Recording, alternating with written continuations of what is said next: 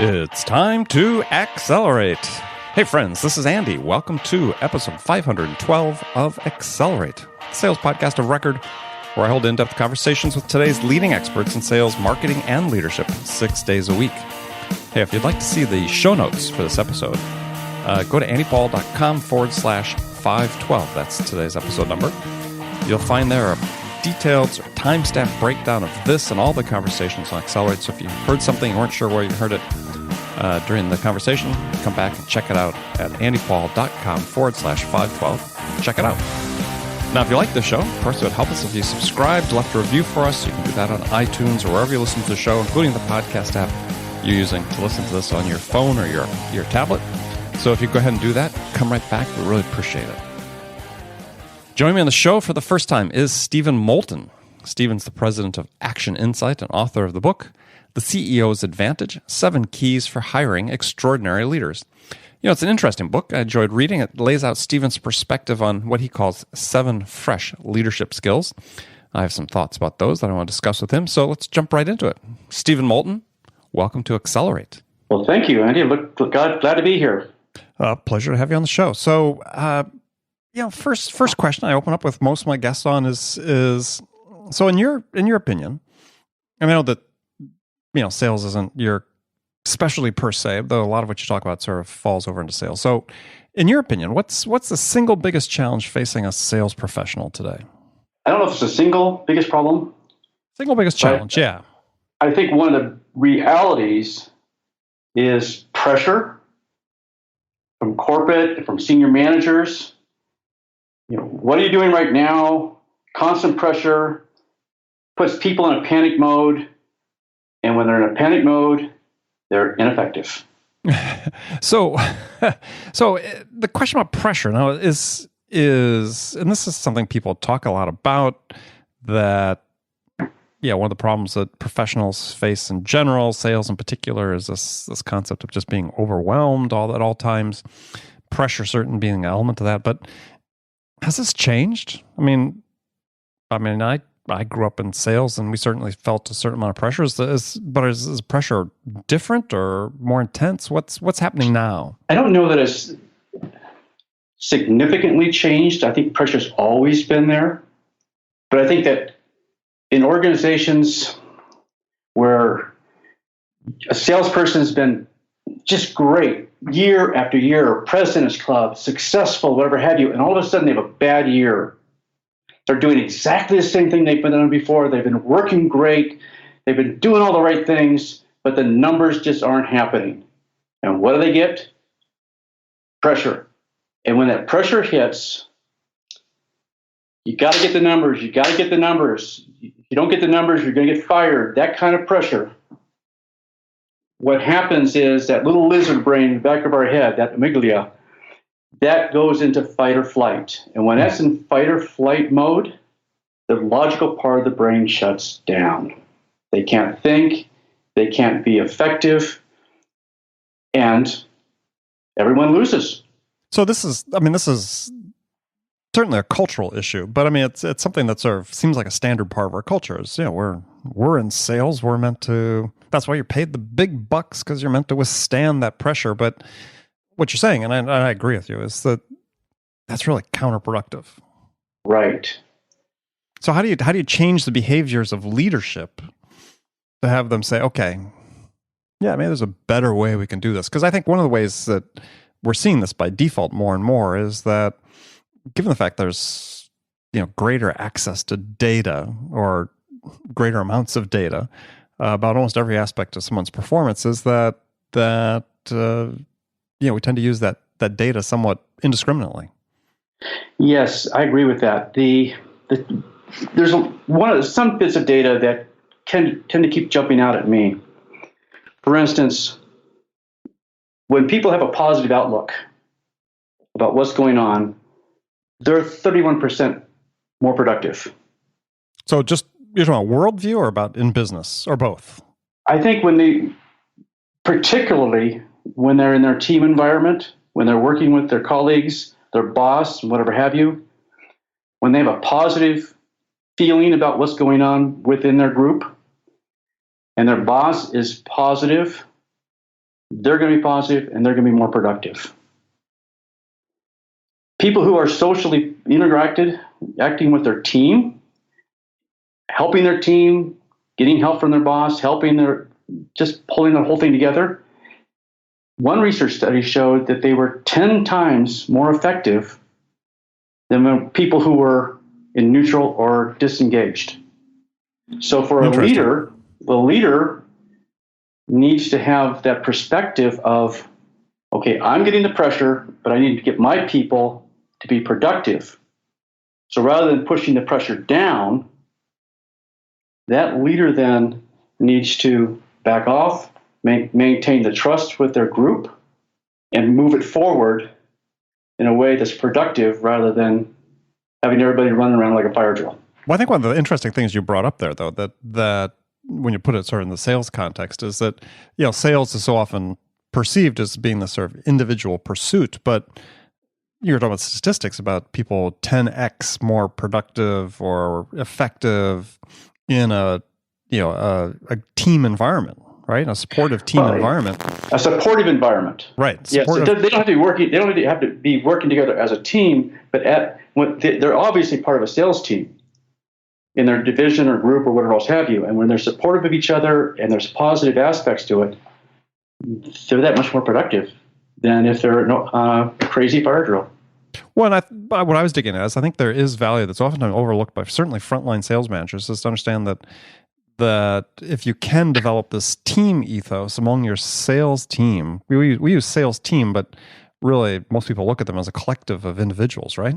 Right, like a baseball team. Yeah, but even less so, right? There's at least team spirit. It's like, these are just 10 people that showed up for work today. They all happen to be in this office, as opposed to these are team members that come in that have common goals, mutually supportive, so on and so forth. And I think that part's not developed enough. You're right, but that doesn't start with the team itself. The key to this is that the manager needs to one-on-one get to know their people personally. Yeah, no, I agree 100%. One of the things that neuroscience is showing is that when people have an opportunity to share about themselves, even going back to the basics of where do they grow up, what kind of things do they like doing as a kid? Tell us about your family. Are you married? You got kids? Whatever have you? What do you like doing together? Those kinds of things. When people are talking about those kinds of things, the same part of the brain lights up as when they're eating something luscious or having sex. Or both. Or both. and what happens is they feel so good about themselves, they feel so good about the person that's listening to them, that they begin to build trust with that individual. Then the manager can start working with them on focusing on what they're going to do in the job and the career and helping them progress. Mm-hmm. Once they have this relationship with each of the individuals, then they can bring the collective together and help them see how much they're alike and different and what values they bring to the team, so that they can then help each other, where one person might be strong, one person might be weak, and be more effective. Okay. Yeah, and I want to come back. I want to explore that in a little more depth, because we're going to come back and talk about what you've written about 7 fresh leadership skills. But before that, just talking about leadership in general.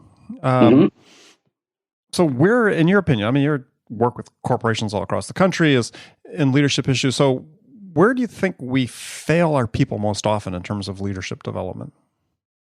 And I'm not talking about just developing managers. I'm talking about developing leaders throughout the organization. Because to me, and I've written about this on multiple occasions, to me, sales leadership starts with the individual. So where are we failing our people in terms of leadership development? I was talking with the CEO of a hospital recently. This is not totally analogous, but I think it points at it. Senior leadership is so focused on the numbers, and they typically have maybe 5, 10, 15, 20 different sets of numbers that they're focused on, that they have the managers focusing on, that managers seldom step out of that management role and be leaders. And if they don't step out of that management role and be leaders and coach and develop their employees to take a step forward and be leaders in their roles, there's no examples. There's no experiences there for them to actually make that move in their career and develop those skills. All they're seeing is the quote unquote manager of things, making sure that things are happening, but they're not experiencing what it's like to be part of a group, have a manager that cares about them and really helps them grow their career and become effective at whatever they're doing or where they want to go in their career. So how are you distinguishing between management and leadership? Managers, well, I like to simply say that managers manage things, leaders lead people. But in reality, managers have to do both roles. The problem is that, how did that ever happen? My apologies. Just tell them we're not at home. Yeah, managers need to be able to lead people, and they don't do that. They spend more time on the numbers and the mechanics of what they're supposed to be doing than actually inspiring people and helping them create a vision of where they're going.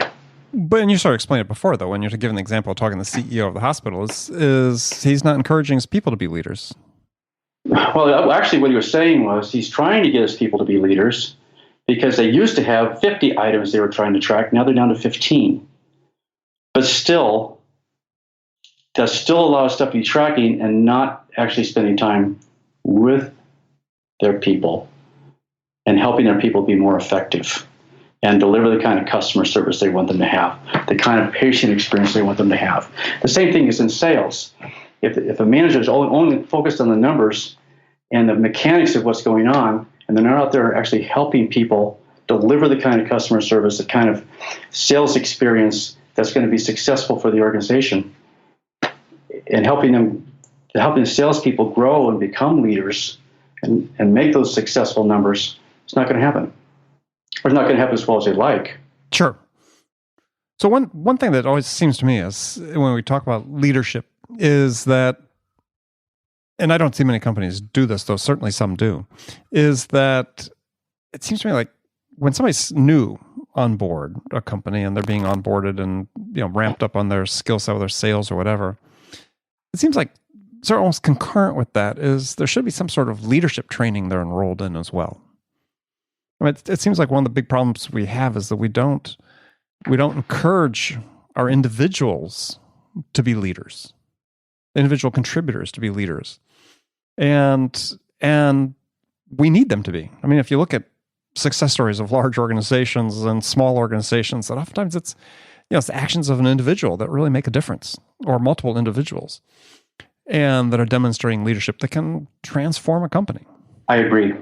And I think that one of the challenges that goes along with that is that organizations have been so stressed for time, they don't want to send their employees to programs or even enroll them in anything that is going to take them away from the job because they want the numbers. Exactly. It's a challenge. And the other side of the challenge, too, is I want to share the story of myself. Years ago, I was working for a large company in California, and I was getting my performance review.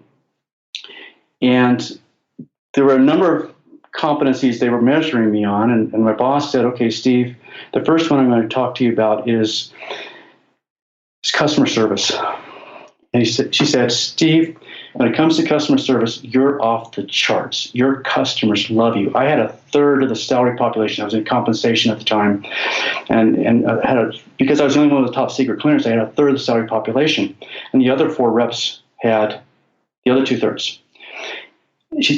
Everything was off my desk every Monday. They loved me. And she said, "I'm going to rate you as it fails to meet expectations on customer service." And I said, "Why?" She said, 2 reasons. Number 1, you're making your peers look bad. And number 2, your peers are ticked that you keep coming to them and asking if you can help them. It annoys them. Here I was trying to be a leader and help, and I was getting stepped on because of it. Well, I mean, but do you think that's an issue in corporations that people that try to be leaders are squashed? I think sometimes they are. not squashed necessarily, but suggested that they not stick their necks out. That's fascinating because I'm a huge advocate that I think one of the issues we have in the sales profession in general is that people are too by the books, by the training they got or by the process they have, that they're so rigidly trying to conform to this process, and managers who are more managers versus leaders who are sort of inexperienced, their comfort level goes up if people are really conforming to the process, as opposed to saying, look, this person has an individual set of skills and strengths, and how do I leverage them to help them optimize their performance? We just want to be able to fit in a form. Right. And that goes back to the getting to know your people and getting to know what their aspirations are and what they would like to do, what they're strong at, what they don't feel so strong at. Do you need to help them get stronger at some of those things, or do you want to leverage the things that they're really good at and what that really brings passion to them, so that when they actually go out and do something, it's exciting? I was talking with a friend of mine who was at a conference not too long ago, and he said he sat through 4 presentations that were basically vendor presentations, and they did nothing but read from the slides. Mm-hmm. Okay, that's following the book.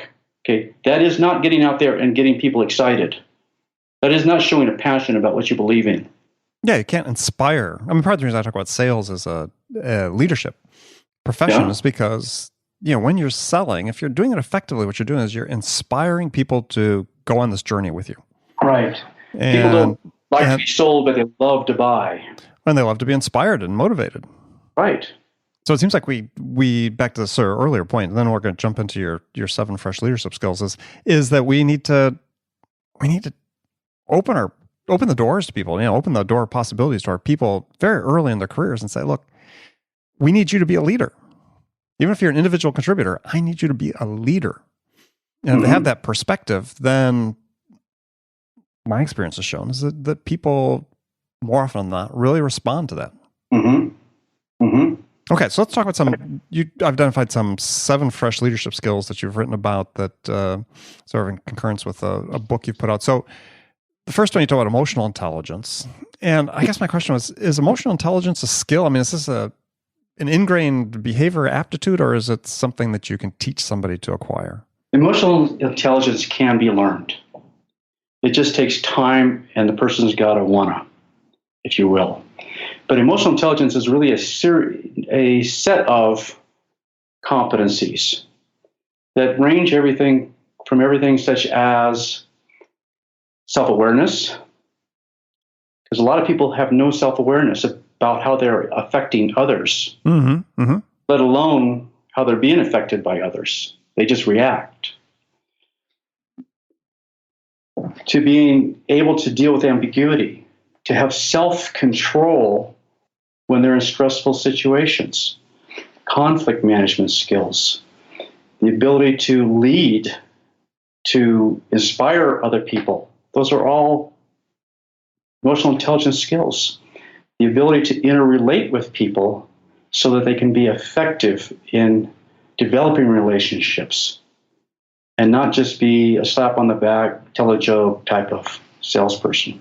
And I know that's a stereotype that people hate, but it's just the opposite of what somebody who uses emotional intelligence is able to do. So back to sort of the key question, though, is how do we train people, though, and in this, because you're absolutely right. I mean, this is a core skill set that's been written about extensively. Some new books out about EQ in sales and in various other fields. Very hard to find people who are going to disagree with the importance of it, but it seems like we have this issue about okay, well, how do we take that from the page and make it a reality for someone? One of the things that I do is describe a specific behavior within a specific competency. So let's just take the example of self-awareness. If we want somebody to have more self-awareness of how they're affecting others, the behavior may be aware of how people react when you talk to them in order to build strong relationships. having done that, then I might give someone an assignment to go talk to somebody that they've had difficulty with in the past and actually focus on how that person's reacting as you're sharing what you're supposed to share. And think about, what's their facial reaction? What are they doing physically? Are they receptive? Are they not receptive? But be aware of it. Mm-hmm. And then come back and let's talk about it. And then we do it over and over again as they develop that capability of being aware of what's going on. Because so often I've seen people in sales roles where they keep talking and the person's ready to buy, but they're not aware because all they're doing is they're going through their script and their stick. But if they were aware, they could stop. Right. Okay. And that would be a happy solution, right? Yeah. When I think to your example too about going and talking to somebody, and I think to me there's always a third element there, which is what's the payoff to you for having changed your behavior? If you go to someone and you talk to them about, interact with them in a way that is different than you did before, there's got to be a payoff for you somehow, right? They either responded to you in a way that was different and more positive than it might have been in the past. That then becomes the reinforcement mechanism, right? Because if you get if you get that payoff, then you can say, okay, yeah, I went this way once, no payoff. I don't want to do that. I want to change that behavior. What do I have to do? What do I say differently? How do I approach this person differently? How do I, really listen, as you talked about? And then if I do that, what is that payoff? And that's one of the reasons I said, now we come back and talk about it. And then I can reward you when you talk about how the payoff really went. Mm-hmm. And commend you and acknowledge your efforts, and then work on improving it more and more until it becomes more of a habit than just something you're focusing on. It becomes more instinctive. Right. And that's what you want. You want to become habitual. So another sort of key thing that you talk about, which to me is so important and don't see enough of, is leaders modeling the behavior that they want people to follow. So they lead by example. Yeah. And this one to me, of all of those that you wrote about, seemed to be the one that always sticks out to me the most, is that, oftentimes young managers, new managers aren't as aware about the importance of leading by example, how critical that really is. And having that self-awareness, as you talked about, to say, okay, I need to be very conscious, thoughtful, and deliberate about how I'm acting.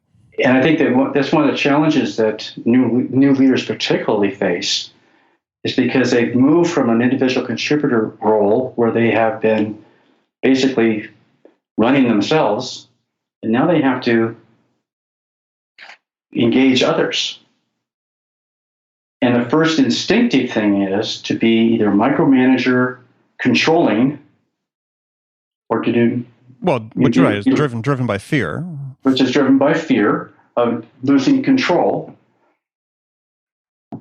or just giving up and letting everybody just run amok. So they need to, in addition to developing their people and getting to know their people, they need to set a standard for what is expected. One of my things, I have a GPS, if you will, of expectations that I have for me and the group. And my first expectation is, call me out when I don't live up to my own expectations. I want my team to do that, because sometimes I am not aware of when I'm not doing what I expect done. Seems like a hard ask for a lot of situations, though, right? To have, I mean, I think you're right. I mean, great, but for the managers that are not very self-aware, it seems like they would have a hard time getting that type of feedback. It's interesting. There's research that shows that most people dislike feedback when it's unsolicited. In other words, if I came to you and gave you feedback about something you've done and you didn't ask for it, you're not going to be very receptive to it. But if I come to you and say, I want you to give me feedback about this, or in this case, I want you to give me feedback when I'm not living up to my own expectations of the group. It might be hard, but I've asked for it, and I'm open to it. Well, and that's the key is if you do ask for it, you have to listen. Because I've seen managers that do that before that say, yeah, I want to hear, right, if I'm not living up to the expectations we set, or I've got an open door policy, they don't really want to hear. They might not want to hear, but this goes back to that trust thing. If you know your people and you trust your people and they trust you, when they give you feedback that, hey, Steve, you didn't do what you said you were going to do on this one. Yeah, okay, I agree with you. I didn't do what I should have done on this one. Let me see if I can make that right. Or, yeah, I didn't, but there's a reason for it, and let me explain. So at least you have the ability to have a conversation. But people need to be open to feedback. And most people want feedback. They just don't want it unsolicited. Well, I think sometimes managers have the issue that they don't want to receive it from people that work for them. And because that's perceived on their part as a failing. And I think that what people in leadership roles, or let's say management roles that should be in leadership roles, don't understand is, this vulnerability and this humility is actually a really key strength they need to develop. And one of my premises is none of us knows everything, so be open and willing to learn from others. And I don't think I know everything. So if I'm called out because I didn't live up to my own expectation, or somebody says, there might be a better way of doing that.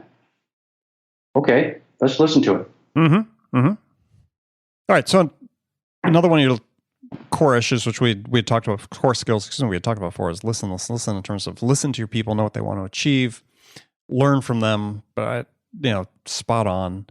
Now, the one thing that I thought was sort of tricky, and you talk about selecting winners or hiring the right team as a skill.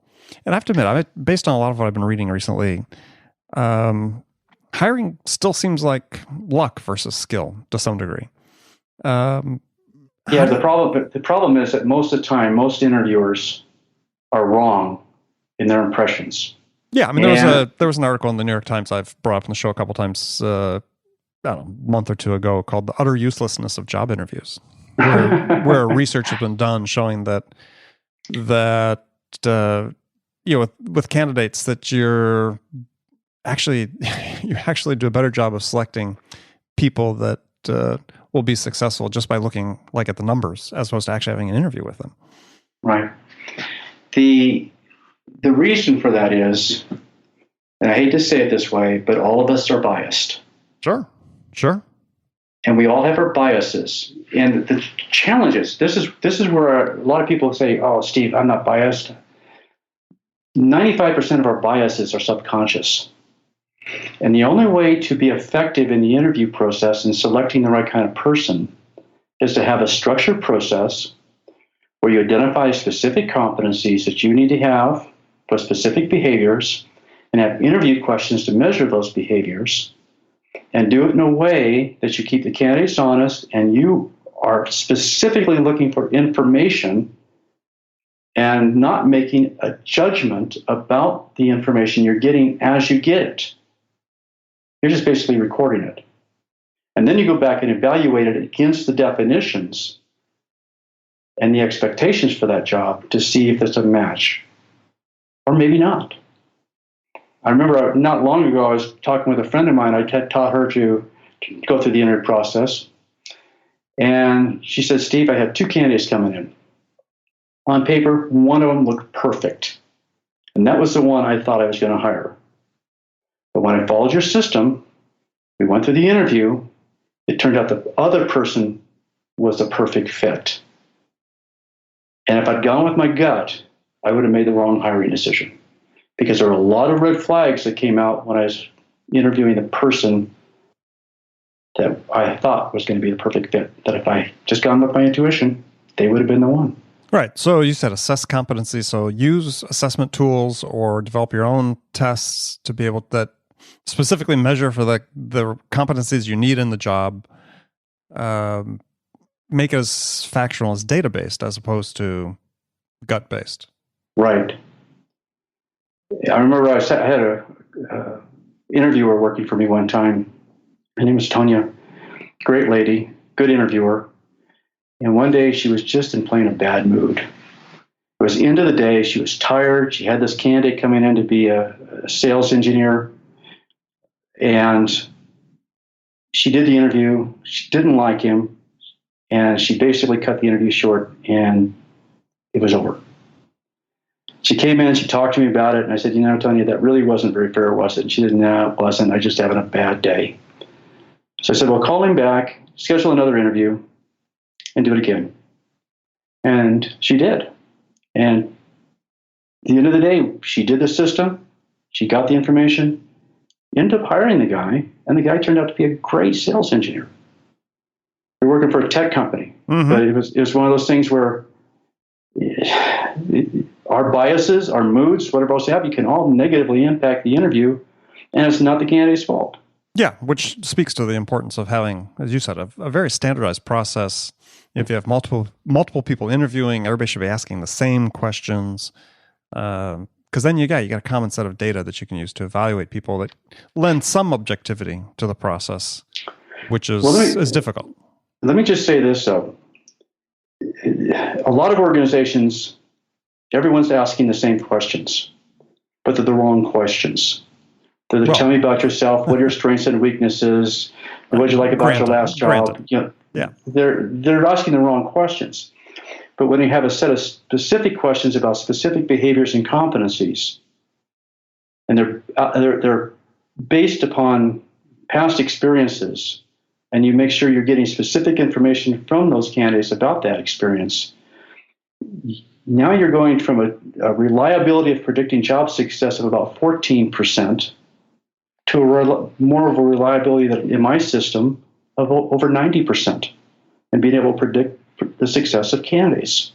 That's where it kind of takes the guesswork out of it. And to your point, most interviews are worthless. Yeah, if you do it right, it can be very effective. Got it. Excellent. Oh, good. Well, Stephen, it's been a great conversation. Glad to have you on. Fortunately, we got to leave right now. So tell folks how they can learn more about you and connect with you. Well, they can go to www.actioninsight, that's ACTIONINSIGHT.com, or you can call me at 303-439-2001. My email address is Stephen, STEPHEN, at actioninsight.com. All right. Excellent.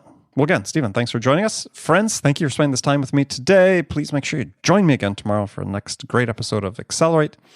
Until then, if you can, take a minute. If you haven't done so already, subscribe to this podcast or go on iTunes or whatever app you use and leave us a review. And thanks for joining us. And so until next time, this is Andy Paul. Good selling, everyone.